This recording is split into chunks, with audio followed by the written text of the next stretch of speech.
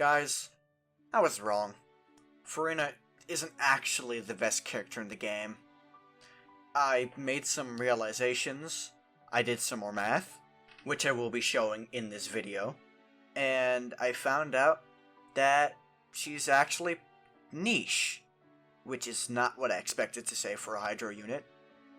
Except I'm actually trolling, she's not niche, because what she isn't niche, instead, it's that she's specialized, which means that she's very good in one thing, but lacks in other departments, and yet she's still good enough in other departments. So, yeah, I'm gonna give you some more elaboration on that, but before I get into that, I'm gonna need you to like and subscribe, as well as leave a comment, because that will boost me further into the algorithm, which means more views, which means more positive motivation for me to keep going. And trust me, it's a big motivator to see when a video does well. So, click that subscribe button. I cover Genshin meta, I do a lot of videos on leaked characters, and I'm gonna start branching out into other stuff soon, so if you want to be a part of that, like and subscribe. So why do I suddenly have this realization that Furina is niche? Well, it all came down on a fateful Tuesday when I found out how fast her healing ticks for. And oh boy, it's not that fast. It heals every 2 seconds, and of course with her Ascension 4 passive that I covered in the previous video, that becomes less. But it's not that much less.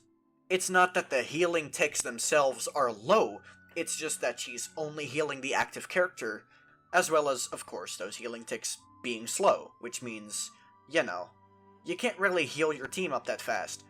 But I have found multiple ways to circumvent the issue and still be able to run her healerless. Those ways are, number 1, you switch between the damage mode and healing mode. So one rotation you go damage, the next you go healing. You also want to burst every rotation still, because both healing and self-damage are going to be boosting her burst up, which means, you know, no matter what you do, you're still gonna get that burst buff up. But what you do lose is, of course, half of your fucking damage, because you're not going to be doing damage every rotation, which, you know, obviously would be circumvented by a healer, but that's not what we're talking about today. The benefits for this are, you know, multiple. Because you are alternating between healing and damage, you get to choose when you do healing and when you do damage, as long as you know, do the opposite one next time. Because in various Spiral Abyss chambers, you're going to start off with a weak wave of mobs, followed by a strong wave of mobs, or a boss like Magukenki, where you can only do, like, 25% of its HP before it goes into an invincibility phase.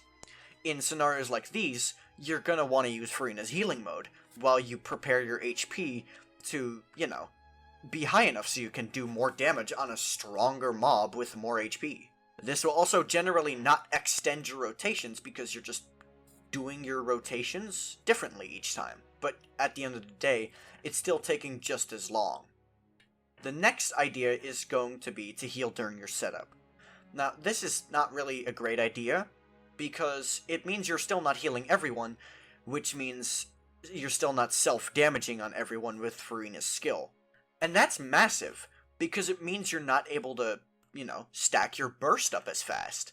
As well as Furina's personal damage also being lower, because, you know, you're not draining from the entire party, which means you're not getting the full damage bonus from her skill. So, I would personally not recommend this one. This one is for fucking psychopaths.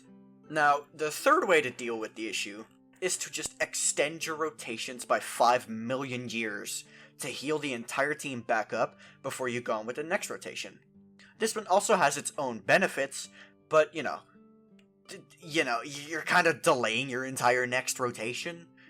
The benefits are that your energy economy is going to be lower, because while you're healing with everyone, you're going to be casting skills in the meantime, which means you're generating more particles overall, and this leads to more damage opportunity.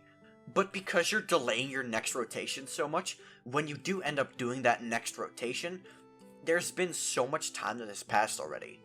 But, you know, some teams just don't give a fuck. Like, International wants to spend time funneling everyone, and that's still considered one of the best teams in the game, so hey, go off, I guess. Maybe I ended up being wrong about this one. And then the final solution is to just completely ignore her burst, and just the HP drain mechanics in general, and just go full damage. When you're running a team without a healer, this is going to be the best option. Which is really funny, because it goes against the entire identity of her kit. So it just goes to show how much she basically needs a healer to fully function. Now, I tested all of this in Hu Tao Double Hydro. I calculated all of this.